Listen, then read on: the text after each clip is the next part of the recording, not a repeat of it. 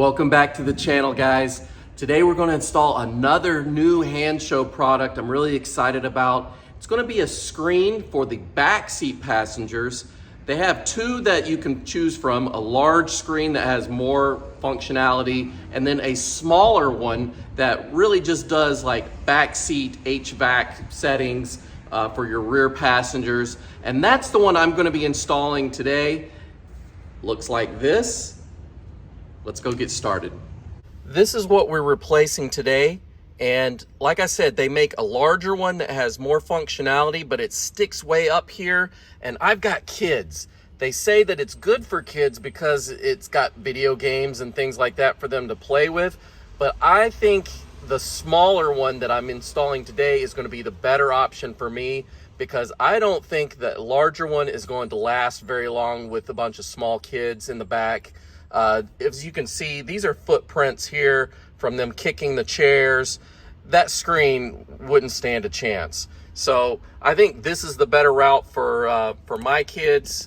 And what it's also good for is if you are like an Uber driver, you can have them select their own temperature back here. They can also turn the heated seats on. There's also the ability to move this passenger seat forwards or backwards if they need more leg room. This is the replacement unit that we're going to put in its place.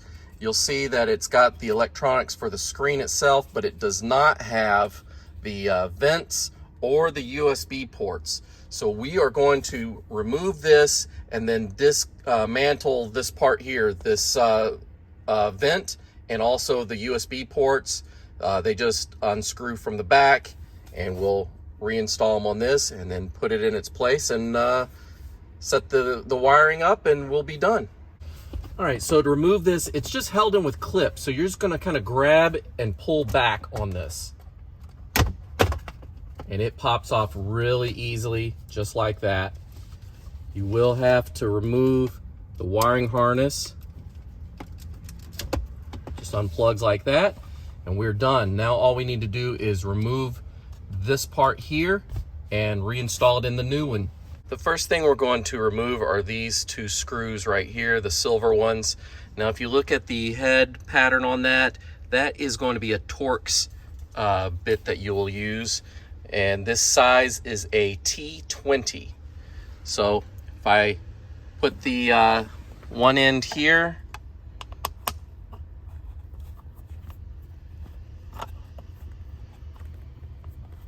it turns very easily.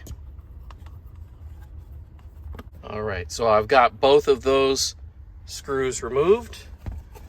The next thing you just want to do is pry back some of these little tabs that kind of hold it into place like that. And you will just start moving this out. Next, you'll want to take like a small flathead and push on these little gray tabs right here. There's one there, and then there's some on the other side as well, right there. Those are what you're going to push on, and just wiggle this out, and this will come out completely. All right, I've got those tabs released, so we can remove this from the shell here. And now we just need to unscrew these screws right there that hold on the motherboard for the USB ports. To remove these two right here, you're going to need a T10 Torx wrench, and those will come right off. We'll transfer it over to the new one.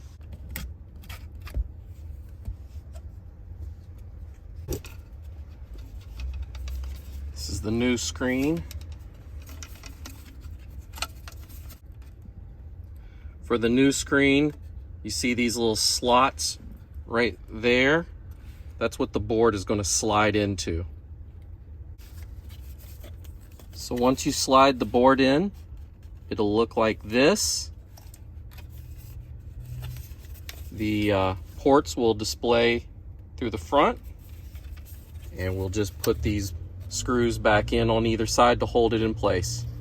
Something else that I observed that I'm going to swap over is on the old one It's got these little metal clip retainers there that clip into place. The new one does not have that. It just has the plastic guide. So I'm going to swap over the clips, and that way it'll help hold that into place as well. Okay, popped one on. You just kind of have to pry it off the old one and just push it down onto the new one.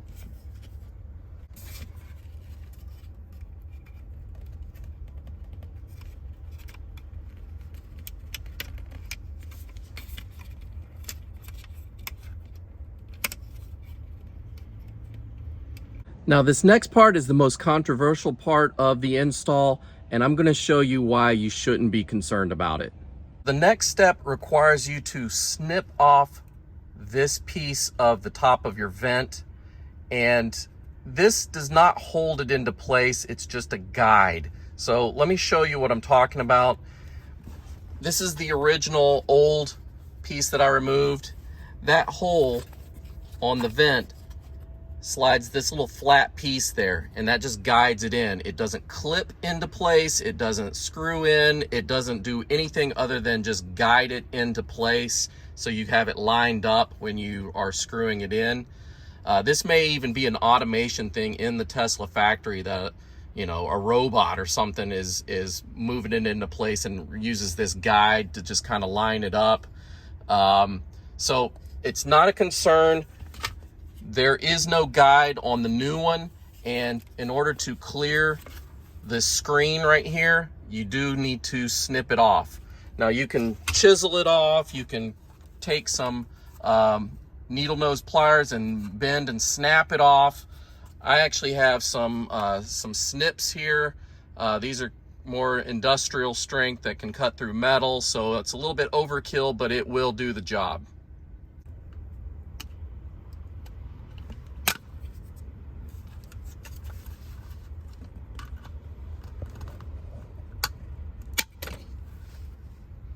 There we go.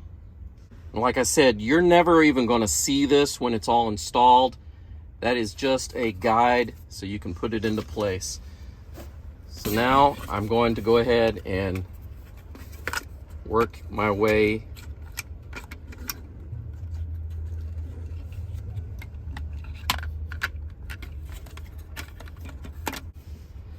So I'm just snapping this down, making sure it clips into all those tabs that we had to push on earlier. Just line it all up and then just start pushing down.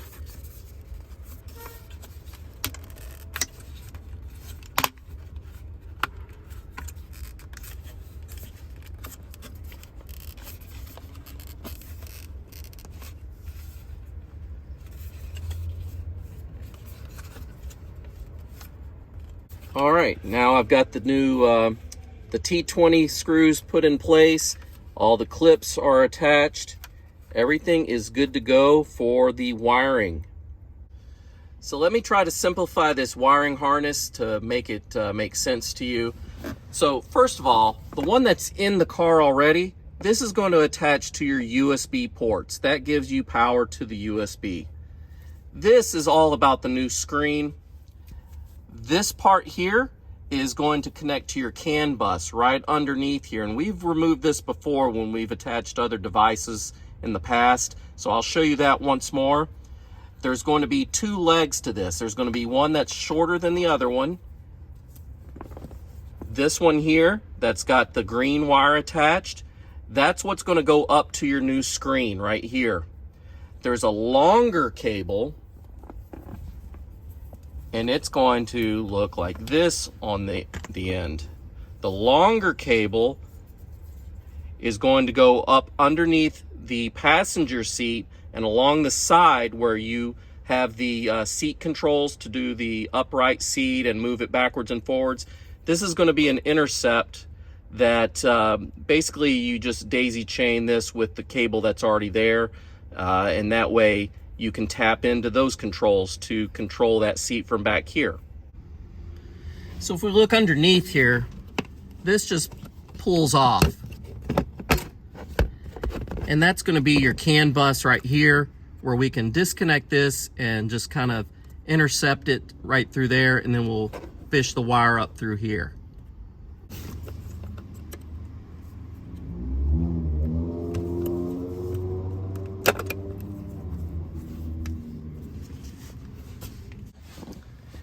If you want, you can pull down on this, and this will actually give you some room to run the wires up through there. It just makes it a little easier. It's all clipped in. You don't have to bolt anything or unscrew anything. See the little lips on that? It just kind of hooks into place, and you can just easily pull it down.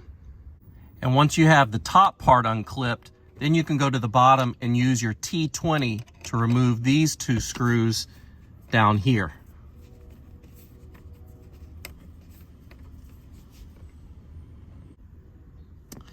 I actually only undid the one screw and slid this down the side like this and just ran it over here. And that way I've got my wire here, I've got the other end coming out the top of the vent, and I just need to connect these here.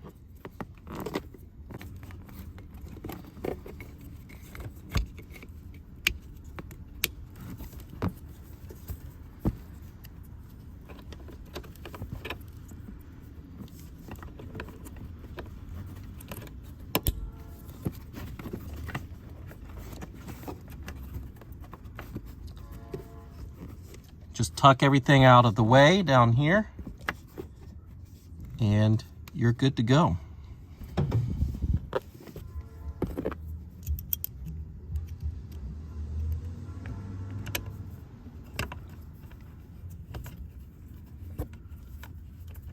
So next I'm just routing the wire that goes to the seat, and I put it up under this little flap. This thing, you can just put your hand through both sides, pull it out this end and up and over this little hump here. You could do this multiple ways. You could go under the rails. If you have a Model Y, this is a lot easier because you got more room to deal with. But on the Model 3, you can do it multiple ways. So this is what it looks like here. You just got this, and what you're wanting to do is disconnect that guy right there and intercept it with this, and then you're done. There are a few ways to get to this thing here. Right underneath here, there is another Torx screw. I believe it's a T20, and that will let you unloosen that so you can pull this off and have more room. Or you can just kind of pull this back and see if you've got room to get your hand or at least a small screwdriver in there to pull this out of the box that controls all of this. All right, now that I've got all the wiring taken care of, I just need to make my connections. So this is my USB here. I'll do this one last since it has the shortest length to kind of mess with here. Let me go ahead and plug this one into the screen wire.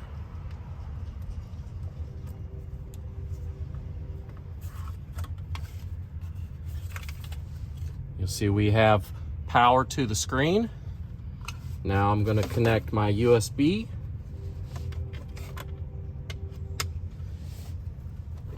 And I'm going to tuck everything away down underneath where the vent, where the air comes out here. I'm going to plug everything in down underneath there.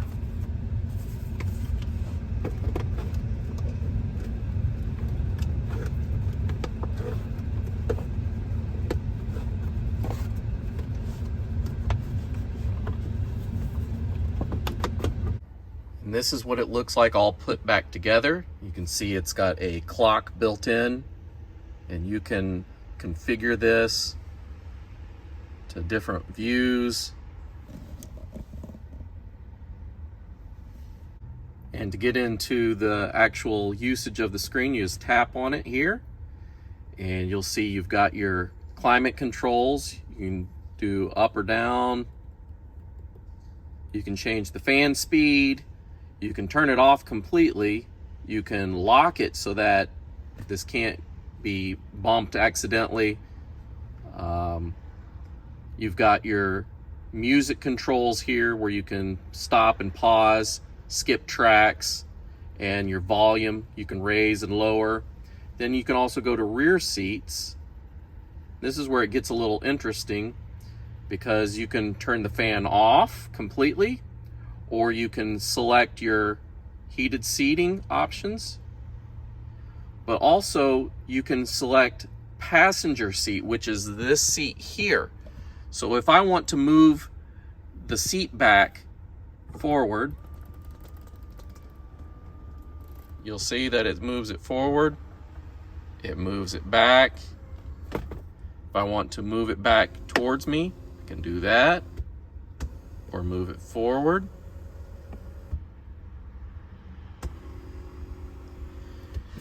This is good if you've got, you know, someone in the back seat, and let's say no one is in the front seat to move the seat back or forward, and let's say you're giving someone a ride, or you're an Uber driver, you can have them adjust the seat, move it forward to give themselves some more leg room here.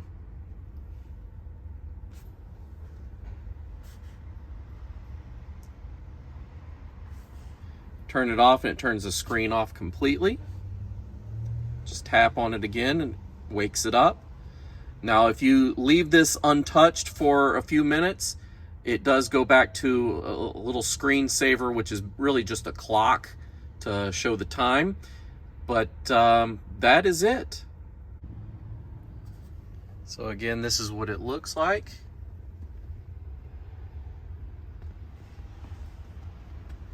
On camera, you see this glare, but off camera, in person, I don't see a glare. It actually looks pretty legible. Let me move over here.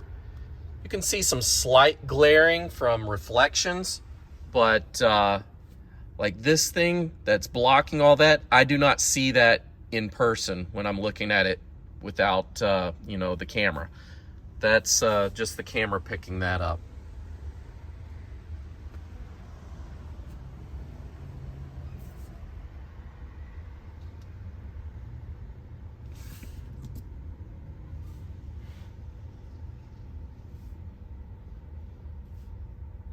It's very responsive.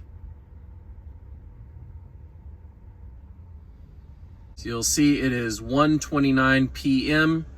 and if you look here, we are off.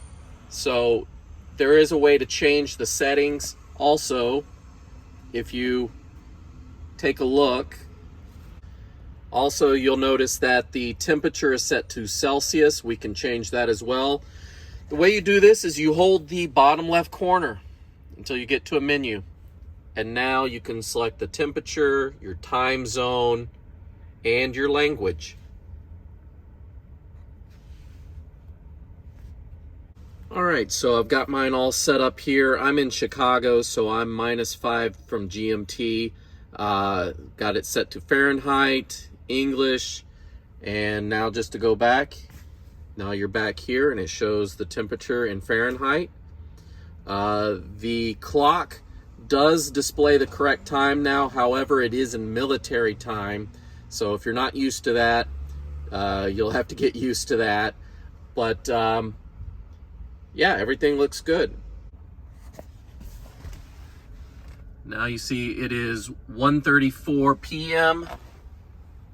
13:34 is military time for 1:34 p.m. This is what it looks like at night. Just wanted to kind of show you how bright it gets. If you don't like military time, I've got mine set here for like the standard clock face, so you can look at that. But if you want to change the way this looks, you can swipe it here and you have a brighter screen as your kind of screensaver. And there's the military time right there. And now you've got your settings here. And this is just how bright it looks from inside the car. Another useful feature of this screen is if you were to go camping and you lay your seats down, now you don't have to climb up to the front to control the radio or the temperature of your air conditioning. You can just kind of touch right here with the seats down, laying on your mattress. That's it, we are done. So if you like the way this looks, go check it out on the Hansshow website. If you want one with a larger screen and more functionality like built-in video games and things like that, Bluetooth connectivity, they've got one of those as well. It costs a little bit more, but this one I think is priced just right for what it is. It's easy to install. It's not gonna get broken by your kids kicking their feet back there. So I think it's gonna work for me. And if you wanna save 25% off, Hansshow is running a Black Friday sales right now, and it's gonna happen starting now until Black Friday 2022. If you're watching this video in the future and you see this, you're gonna miss out on that 25% off, but the coupon code is still good. It should get you at least 15% off, so check that out. Also, let me know what you think about the product. Put it in the comments below and we'll talk about it. I've got more coming in the near future, so please stay tuned. Make sure you hit that subscribe button so you'll be notified when the next video comes out, and I'll see you in the near future. Take care, guys. Bye.